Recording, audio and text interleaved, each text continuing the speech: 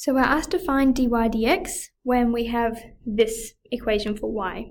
So looking at this straight up, we can see it's a fraction. So one option to deal with that is to use the quotient rule, which is specifically for dealing with fractions. The other way is that you can turn this into a product rule question by putting the denominator up to the numerator. So I'm going to demonstrate both ways to you, and I'm going to start with using the product rule because that's the one I kind of prefer. It means you only need to remember one equation rather than remembering the quotient rule as well.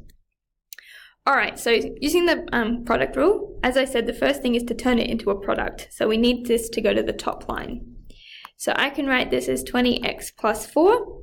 Moving this up, it's going to get a negative exponent. Alright, so now we just need to go through and let u and v equal stuff. So u I'll call the first term, and v the second one. So if u is equal to 20x plus 4, when I take the derivative of it, it goes to 20. If v is equal to all of this,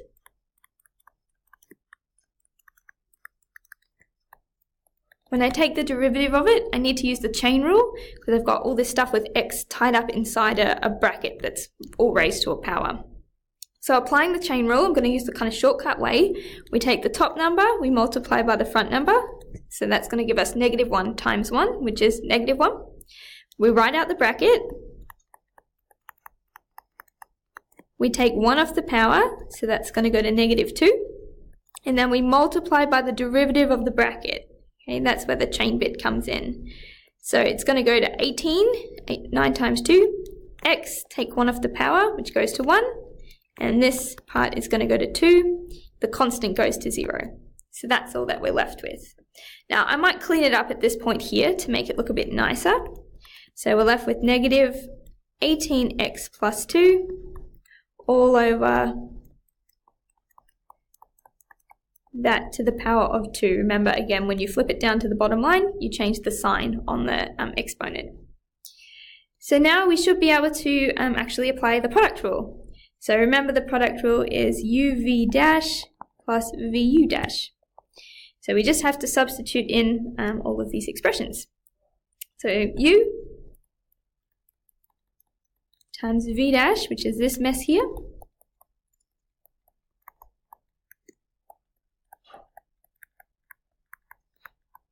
okay, plus v, which is this. Now I might just write this straight away as 1 over, so go back to the first notation. And then times by u dash, which is 20. So that's our answer. Again, we can do a little bit of cleaning up though to make it nicer. So I can write this as the top line of negative 20x plus 4, 18x plus 2, all over my bottom line. And then here we're going to get 20 times 1, so that's the same as 20, all over this. And of course, if you wanted to, you could probably do a little bit more of cleaning up in terms of factorizing stuff, but I'm just going to leave it. So that's my answer for the derivative. Oop, that should have been a dash.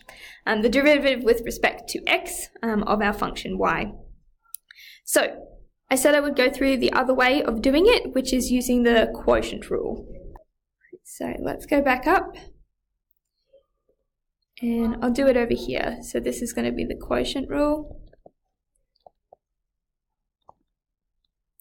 And I'll just quickly copy my equation across. So I've got y equals, it was 20x plus 4 all over 9x squared plus 2x minus 2. Alright, so to use the quotient rule, we need to make sure that the top line is equal to u and the bottom line, as it is equal to v. So we can write it out. Two expressions. Alright, so taking the derivative of both of these, the first one's the same as before. The second one, same process, 9 times 2 is 18, x to the power of 1 plus 2. So now we just need to go through and actually apply the quotient rule. And that is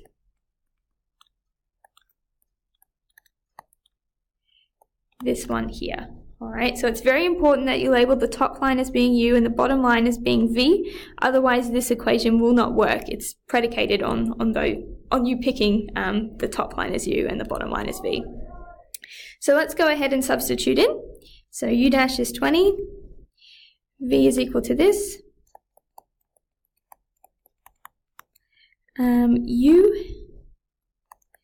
It's a minus in there from the equation. And I'll bracket it off. And v dash all over v squared, so that's this. Alright, so that would be our answer.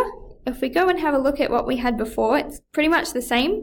All that's happened here is that we split it into two fractions. So if we want it to look the same as this, we can, or vice versa. I'll make it look the same as before. So we'll just split this into the two fractions. So the first one is going to be 20 times this divided by this. So all you're going to be left with is 20. One of these cancels with one of these. So we're left with that for the first fraction. And the second one, it's going to be minus this divided by this.